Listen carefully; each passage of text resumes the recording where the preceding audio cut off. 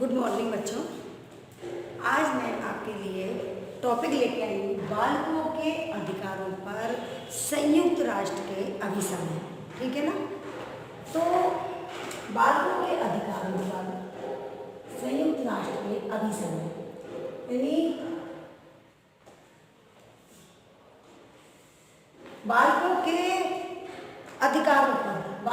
अधिकारों पर संयुक्त राष्ट्र के अभिसमय यानी United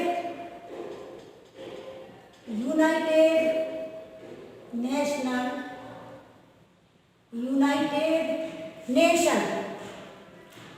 convention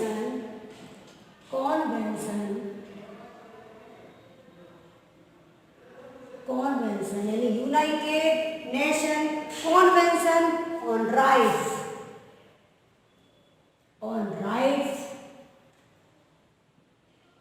of children.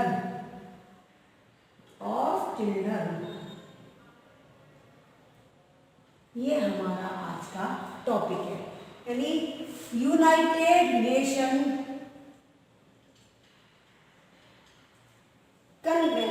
Convention on rights of children. ठीक है, इसका शॉर्ट नाम क्या है?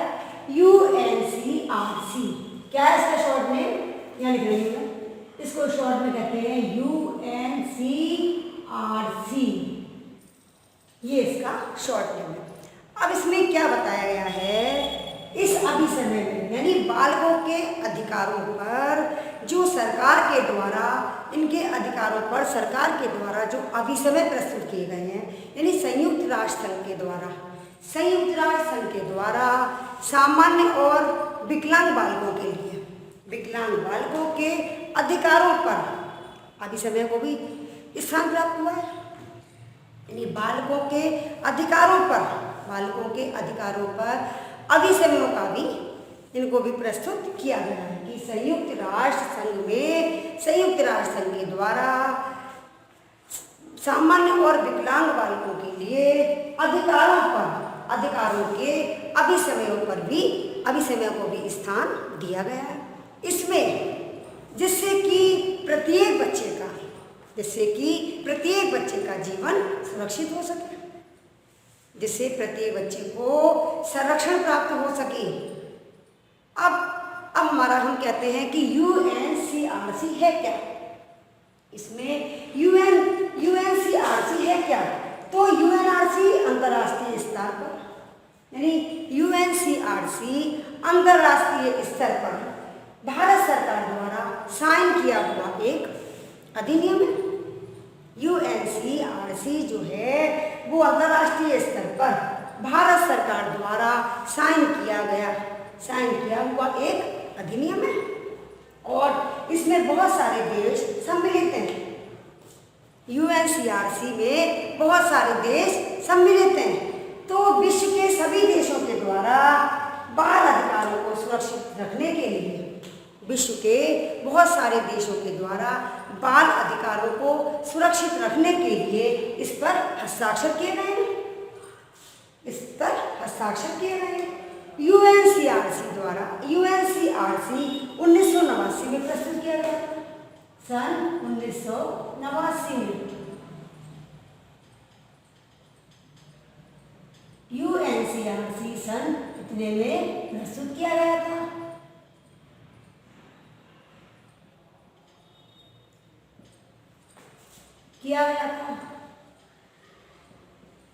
यानी सन 1989 में प्रस्तुत किया गया था।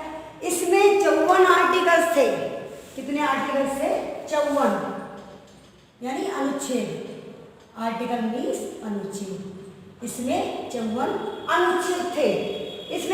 अनुच्छेद थे। और ये बाल अधिकारों को प्राप्त करने का एक नया मोड़ है। इसमें बाल अधिकारों को के लिए एक नया मोड़ जहां इसको अंतर्राष्ट्रीय स्तर पर यहाँ पर इसको गति प्रदान हुई।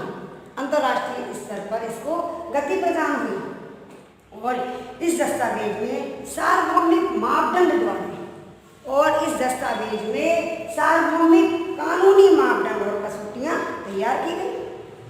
इस दस्तावेज में सामान्य रूप से इस दस्तावेज में सार्वभौमिक रूप से कानूनी मापदंड और कसौटियाँ तैयार की गई ताकि बच्चों का संरक्षण हो सके, ताकि बच्चों का संरक्षण व देखभाल प्रदान की जा सके, जिससे बच्चों को संरक्षण और देखभाल प्रदान की जा सके। अर्थात इसमें कुछ ऐसी कानूनी व्यवस्थाएं की गई थी। इस अधिनियम के तहत इसमें कुछ ऐसी कानूनी व्यवस्थाएं की गई थी कि जो बालकों के अधिकारों को सुरक्षित करती हैं, यानी जो बालकों के अधिकारों को सुरक्षित करती हैं। जैसे हमारा है बाल श्रम कानून, बाल विवाह कानून। तो जो इन पर रोक लगाई गई थी, यानी बाल श्रम कानून, जब बच्चे छोटी छोटी उम्र में काम करना शुरू कर देते हैं तो उसको बाल श्रम कहते हैं, तो इस पर भी रोक लगाई थी। तो बाल श्रम कानून और बाल विवाह कानून इसमें आते हैं। इसमें 3 बातों पर प्रमुख रूप से बल दिया गया, जैसे कि बच्चे का की प्रोविजन यानी प्रावधान। इसमें 3 बातों पर बल दिया गया। पहला है हमारा प्रोविजन यानी प्रावधान। इसको बच्चे को किस प्रकार का प्रोविजन प्रदान करना है, अर्थात बच्चों को कौन कौन सी चीजें प्रोवाइड करनी है।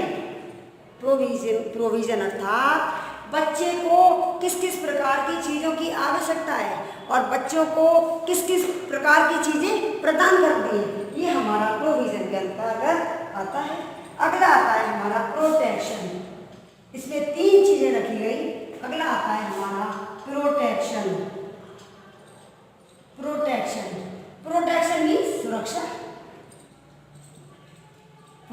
मीन्स सुरक्षा कि बच्चों को यानी बाल अधिकारों को किस किस प्रकार की सुरक्षा की आवश्यकता है, उन्हें किस किस प्रकार की सुरक्षा देनी है।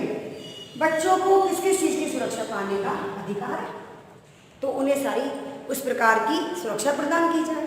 प्रोटेक्शन में इस तरह का बताया गया। अब हमारा अगला आता है पार्टिसिपेशन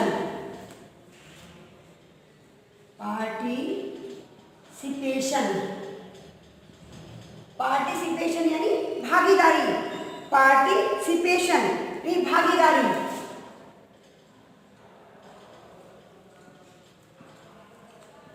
भागीदारी।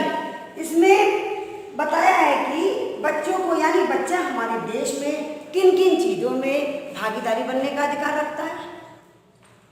बच्चा हमारे देश में किन किन चीज़ों में अपना पार्टिसिपेशन करना चाहता है, किन किन चीज़ों में अपनी भागीदारी रखना चाहता है। इसलिए यूएनसीआरसी बच्चों को मूल अधिकार प्रदान करती है। जो हमारा ये यूएनसीआरसी है ये बच्चों को सुरक्षा प्रदान करती है, बट बाल अधिकारों पर मूल अधिकार भी प्रदान करती है। अब इसमें हमारे 4 ये हम आरोप कर रहे हैं, तो इसमें बच्चों को मूल अधिकार जो निम्नलिखित है। नंबर 1 है हमारा नागरिक अधिकार। नंबर 1 है बट इसको मूल अधिकार जो बच्चों को दिए गए हैं उसमें कुछ बातें निम्नलिखित थी, जैसे नागरिक अधिकार।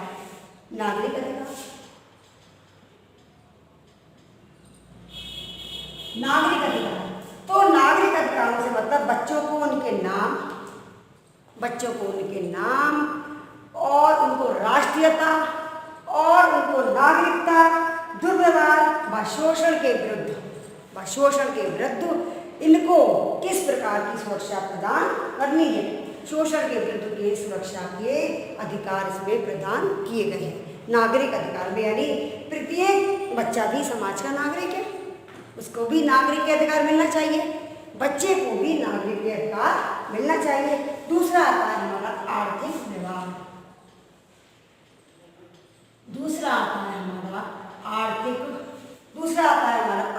अधिकार। आर्थिक अधिकार से संबंधित इसमें बालक को सामाजिक सुरक्षा जीने का बेहतर स्तर कार्यस्थल पर शोषण के विरुद्ध अधिकार दिया गया है। इसमें उसको आर्थिक अधिकार इसलिए प्रदान किया गया है जिससे वो सामाजिक स्तर पर अपना जीवन यापन ठीक तरह से कर सके। अब हमारा तीसरा आता है सामाजिक अधिकार। नंबर 3 आता है हमारा सामाजिक अधिकार। नंबर 3 हमारा आता है सामाजिक अधिकार। इसमें बच्चों को अच्छी स्वास्थ्य सेवा, बच्चों को अच्छी प्रकार से स्वास्थ्य सेवा, सामाजिक देखरेख, यानी सामाजिक अधिकार के प्रति सामाजिक देखरेख, सारी शारीरिक यौन उत्पीड़न के विरुद्ध अधिकार प्राप्त है। शारीरिक यौन उत्पीड़न यानी छोटे छोटे बच्चों के साथ यदि शारीरिक यौन उत्पीड़न किया जाता है तो उसके साथ साथ बच्चे को इसमें बाल अधिकारों के संरक्षण हेतु इसमें कानूनी कार्रवाई भी की जा सकती है। तो इसलिए ये सभी प्राप्त है। दिव्यांग बालकों को समाज के बराबर सम्मान प्राप्त है और दिव्यांग बालकों को भी सामान्य बच्चों की भांति ही सम्मान पाने का अधिकार है। ये हमारा होता है सामाजिक अधिकार। अगला आता है हमारा सांस्कृतिक अधिकार। अगला आता है हमारा सांस्कृतिक अधिकार। सांस्कृतिक अधिकार, इसके अंतर्गत बच्चों को, सांस्कृतिक अधिकार के अंतर्गत बच्चों को शिक्षा की जानकारी, अपनी रुचि से कार्य करने का अधिकार, यानी शिक्षा की जानकारी, सांस्कृतिक अधिकार में शिक्षा की जानकारी, अपनी रुचि के अनुसार कार्य करने का अधिकार प्राप्त है। सांस्कृतिक कार्यक्रमों में भी, सांस्कृतिक कार्यक्रम जो होते हैं हमारे यानी कल्चरल प्रोग्राम, उनमें भी भाग लेने का अधिकार है जो इसमें बताया गया है।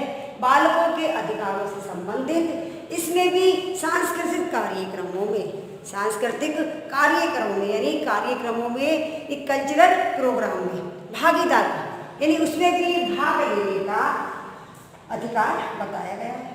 अब इन अधिकारों को समग्र रूप से प्रस्तुत करने के लिए निम्नलिखित भागों में बांटा जा सकता है। जैसे कि हम आपको बता रहे हैं,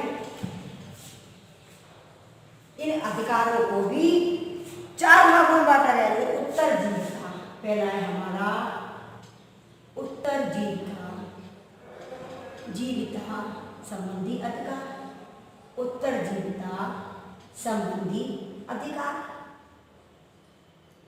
संबंधी अधिकार।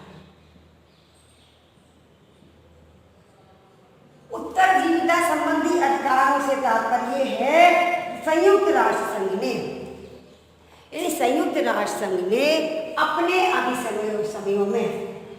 अभिसमयों में सामान्य और विकलांग बालकों के साथ, सामान्य और विकलांग बालकों के लिए उनके जीवन को सुरक्षित रखने संबंधी अधिकारों को स्थान दिया गया है। यानी संयुक्त राष्ट्र संघ के द्वारा सामान्य और विकलांग बालकों को उनके अधिकारों को सुरक्षित रखने के लिए अधिकारों को स्थान दिया है जिसमें प्रत्येक बालक का जीवन सुरक्षित रह सके और वो भली भांति अपना जीवन यापन कर सके। इसलिए उत्तरजीविता संबंधी अधिकार भी इसमें बताया गया है। यानी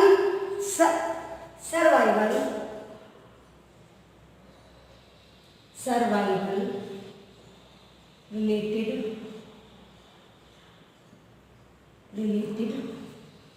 राइट्स, सर्वाइवल रिलेटेड राइट, उत्तरजीविता संबंधी अधिकार, ये हो गया हमारा। अब अगला आता है हमारा विकास संबंधी, दूसरा है हमारा विकास संबंधी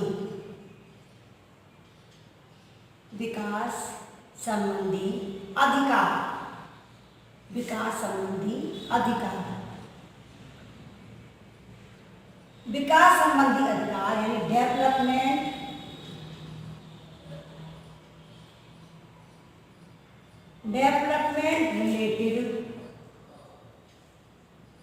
रिलेटेड राइट की संयुक्त राष्ट्र संघ द्वारा इसमें विकास संबंधी अधिकार भी बताया गया है। संयुक्त राष्ट्र के अभिसमयों के अंतर्गत सामान्य और विकलांग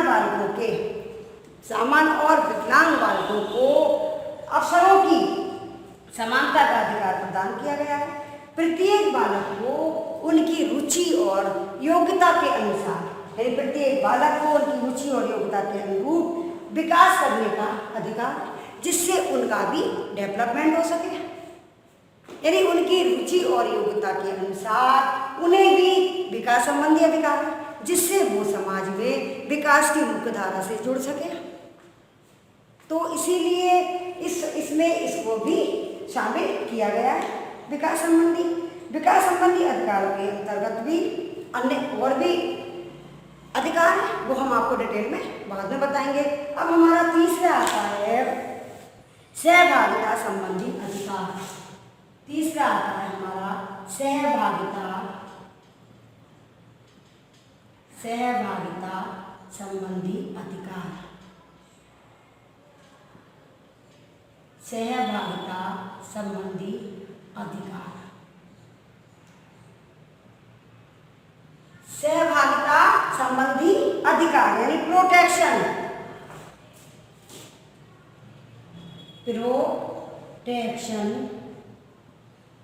रिलेटेड राइट। इसमें बताया गया है कि संयुक्त राष्ट्र संघ के द्वारा इसमें बच्चे की सहभागिता को कैसे प्रस्तुत किया जाए, तो बालकों के संरक्षण संबंधी अधिकारों को प्रस्तुत किया गया है कि सामान्य और विकलांग बालकों के द्वारा किन किन परिस्थितियों में सुरक्षा करनी चाहिए। सरकार द्वारा इसमें सहभागिता की प्रस्तुति किस प्रकार करनी चाहिए, तो सरकार को इस बात का भी ध्यान रखना चाहिए कि इनकी सुरक्षा कैसे की जाए, कि इनको प्रोटेक्शन कैसे दिया जाए, इनके बाल अधिकारों की सुरक्षा किस प्रकार की जाए। अब हमारा अगला आता है संरक्षण, अरे ये तो पार्टिसिपेशन है, सॉरी ये तो पार्टिसिपेशन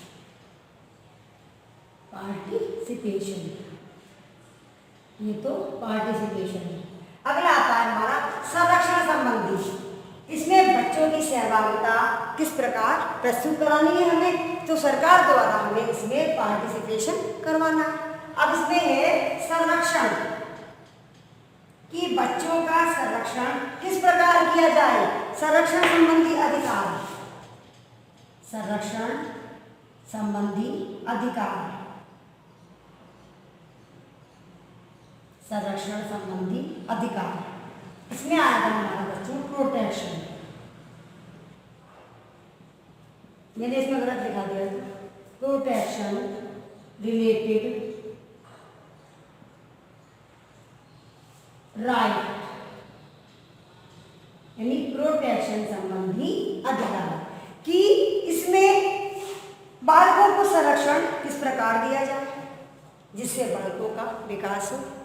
किस प्रकार, जैसे कि हम आपको बताएं कि जैसे कक्षा में किसी टीचर के द्वारा यदि बालक को प्रताड़ना दी जाती है तो उसके गार्जियन जाके स्कूल में शिकायत भी कराते हैं, तो उस टीचर के खिलाफ कानूनी कार्रवाई भी हो सकती है। तो इस प्रकार बच्चों के संरक्षण हेतु सरकार ने अनेक नियम अपनाए, और यदि कोई माता पिता अपने बच्चे को प्रताड़ित करता है यानी मारता पीटता है तो बच्चा भी उनके खिलाफ कंप्लेंट कर सकता है, तो उसके खिलाफ भी कानूनी कार्रवाई की जा सकती है। इसीलिए इन संरक्षण संबंधी अधिकारों को कि किन किन परिस्थितियों में बच्चे को सुरक्षा किस प्रकार देनी है, इसीलिए इन अभिविषयों में ये 4 अधिकार बताए गए हैं। इनके बारे में मैं आपको डिटेल में बताऊंगी। अब पहला है हमारा उत्तरजीविता संबंधी अधिकार यानी सर्वाइवल रिलेटेड राइट। अब इसके बारे में आप देखिए, ये मैं रफ कर दे रही हूँ, ये आपने नोट कर लिए होंगे, आप हैंड टू हैंड नोट करते जाइएगा। अब मैं आपको इसके बारे में बता रही हूँ उत्तरजीविता संबंधी अधिकार। उत्तरजीविता संबंधी अधिकार, इसके बारे में मैं आपको बता रही हूँ कि इसमें क्या है।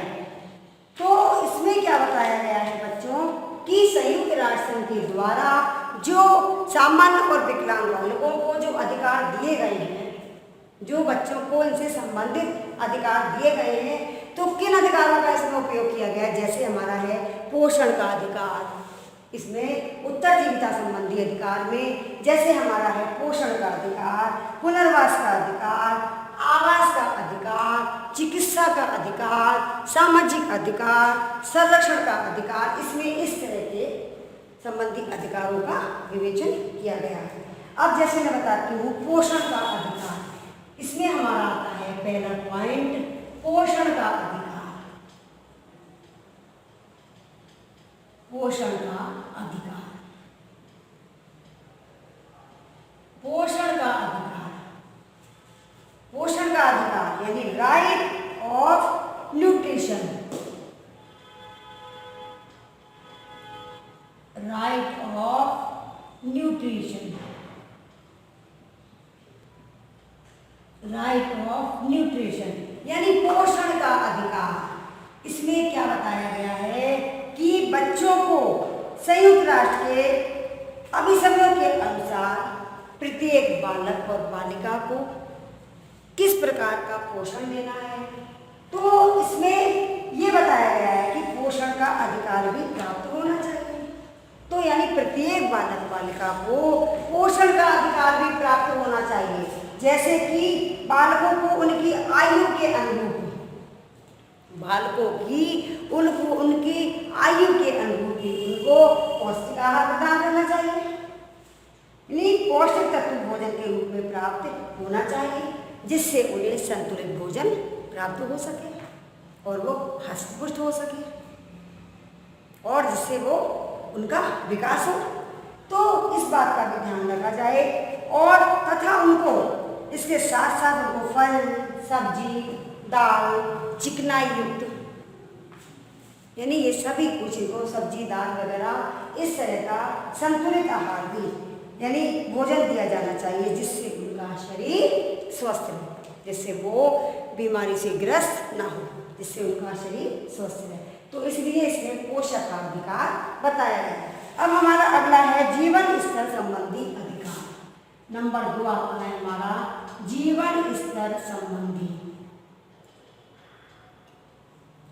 जीवन स्तर संबंधी अधिकार यानी जीवन स्तर संबंधी अधिकार।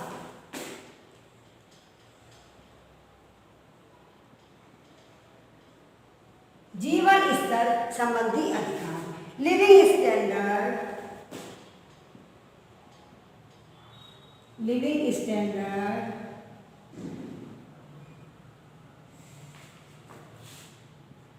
लिविंग स्टैंडर्ड रिलेटेड राइट, यानी इनको जीवन स्तर संबंधी अधिकार भी दिया गया है संयुक्त राष्ट्र संघ के द्वारा। संयुक्त राष्ट्र संघ के द्वारा इन अभिनवों, इन अभिसमयों में बच्चे के जीवन स्तर संबंधी अधिकार है। यदि कोई बालक गरीबी रेखा के नीचे, इसमें यह बताया गया है जीवन स्तर को ध्यान में रखते हुए यदि कोई बालक गरीबी रेखा से नीचे रहकर जीवन यापन कर रहा है तो सरकार और समाज का ये दायित्व बनता है कि उसको इस बालक के परिवार की सहायता करके उसे सामान्य रूप प्रदान करने में उसकी व्यवस्था करनी चाहिए, उसे सामान्य स्तर प्रदान करने में उसका सहयोग करें, जिससे उसका जीवन सुरक्षित बन सके। तो ये भी सरकार का दायित्व है, यानी सरकार और समाज का ये दायित्व है कि यदि कोई बालक गरीबी रेखा से नीचे अपना जीवन यापन कर रहा है तो उसकी सहायता करके उसके जीवन को सुरक्षित किया जा सकता है।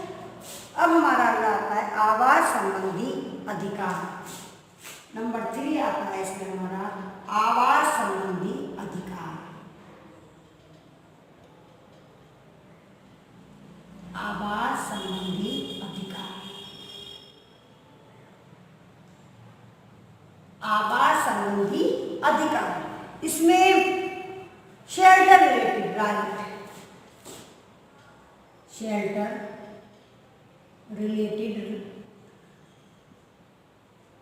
Shelter related right. आवास संबंधी संयुक्त राष्ट्र संघ के द्वारा बालकों के अधिकारों में आवास विकास संबंधी अधिकार भी प्राप्त है। इसमें रहने के लिए किसी न किसी रूप में आवास की व्यवस्था करानी चाहिए। सरकार द्वारा आवास की व्यवस्था करानी चाहिए, बच्चे को आवास दिया जाए और सरकार, समाज और सेवी संस्थाओं द्वारा, समाज सेवी संस्थाएं जो होती हैं हमारी, सरकार और समाज सेवी संस्थाओं द्वारा बच्चे की रहने की व्यवस्था की जाए कि इसमें बालकों के लिए आवास सुविधा रूप से आवास संयुक्त रूप तथा पृथक रूप से भी हो सकती है, चाहे उसको संयुक्त रूप से या उसको पृथक रूप से भी हो सकती है, किसी के साथ भी रखा जा सकता है या उसको अलग भी। आवास का वातावरण भी पूर्णतः स्वास्थ्यप्रद होना चाहिए, जिससे बच्चा मतलब उसमें स्वस्थ रहे, तो उसका वातावरण भी स्वस्थप्रद होना चाहिए। अगला आता है हमारा चिकित्सा संबंधी अधिकार। नंबर 4 आता है हमारा चिकित्सा संबंधी अधिकार। चिकित्सा संबंधी अधिकार यानी medical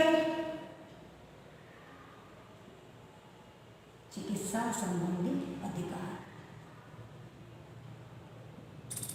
medical related right, medical related right. तो इसमें संयुक्त राष्ट्र संघ द्वारा ये भी बताया गया है इस अधिनियम में कि बच्चे को चिकित्सा सुविधा कैसे उपलब्ध कराई जाए। प्रत्येक बालक को चिकित्सा का अधिकार भी है, उसको चिकित्सा संबंधी भी अधिकार प्राप्त है। प्रत्येक बालक को किसकी अब हमें ये देखना है सरकार द्वारा उसको किस प्रकार चिकित्सा की जाए। इसके लिए सरकार द्वारा विभिन्न प्रकार के संक्रामक रोगों के लिए टीकाकरण कार्यक्रम को चलाया गया है। सरकार द्वारा इसमें टीकाकरण कार्यक्रम को चलाया गया है। बालकों को यदि कोई गंभीर बीमारी है तो उसकी चिकित्सा सरकारी अस्पतालों में बिना किसी परामर्श शुल्क से की जा सकती है। यदि बच्चे को कोई गंभीर बीमारी है तो उसकी चिकित्सा परामर्श शुल्क बिना यानी निःशुल्क करा सकती है, परामर्श शुल्क से की जा सकती है। इस प्रकार प्रत्येक बालक को चिकित्सा का भी अधिकार है, यानी प्रत्येक बालक को बालकों के अधिकार संरक्षण हेतु प्रत्येक बालक को चिकित्सा का भी अधिकार है। अब हमारा अगला आता है स्वतंत्रता का अधिकार। नंबर 5 आता है हमारा स्वतंत्रता का अधिकार, यानी स्वतंत्रता का अधिकार। स्वतंत्रता का अधिकार भी है इसमें बच्चों को स्वतंत्रता का अधिकार है, राइट ऑफ फ्रीडम,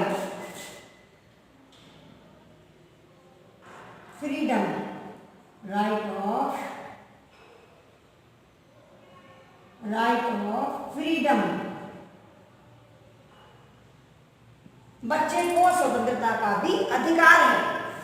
प्रत्येक बालक को दासता से मुक्ति का अधिकार है।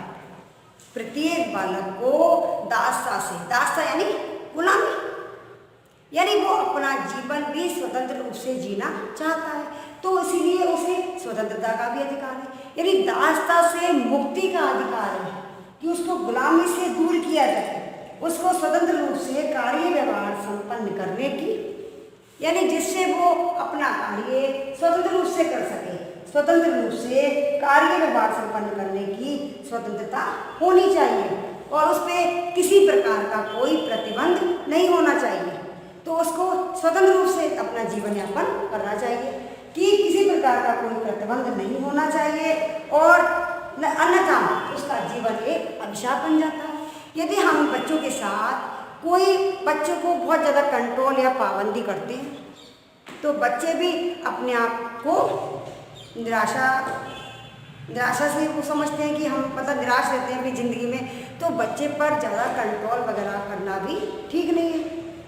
तो उनको निराशा उत्पन्न हो जाती है उनके दिमाग में। तो इसीलिए बच्चे को स्वतंत्र रूप से जीने का अधिकार है, उस पर ज़्यादा प्रतिबंध नहीं लगाना चाहिए, क्योंकि प्रतिबंध लगा के तो उसका जीवन अभिशाप हो जाता है। और इसकी स्वतंत्र सहभागिता, बच्चे की स्वतंत्र सहभागिता और विचार प्रकटीकरण एवं स्वतंत्र विकास के मार्ग में बाधक नहीं बनता।